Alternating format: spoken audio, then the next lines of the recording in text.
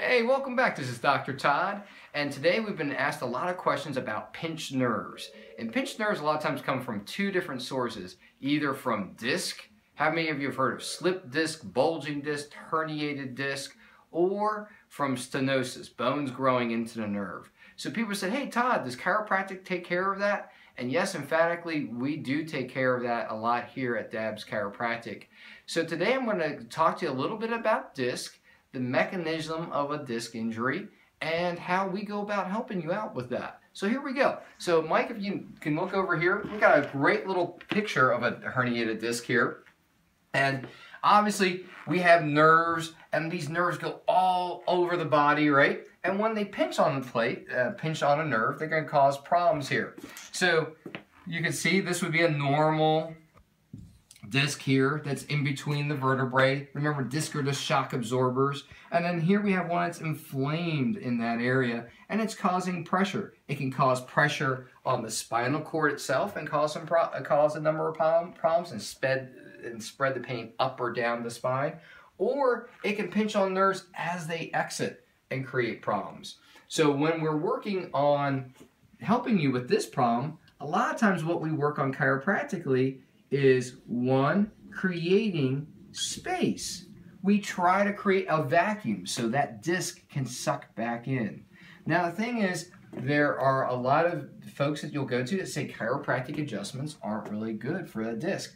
And we have to figure out what works well for you, what type of adjustment, what type of treatment you could tolerate for. For every disc patient that comes in, and we treat hundreds every year, we have hundreds of different ways of treating that person. Every person's an individual, and we have to take that into account. So when you come in, maybe you don't have an MRI, maybe we have to order an MRI, maybe you need a special type of x-ray where we look at the movement of your spine. Those things can be ordered and taken care of here. Now, so remember what we talked about. The adjustments, one thing we do is we try to create space, and we have forms of traction. We're even one of the few facilities that has non-surgical decompression available.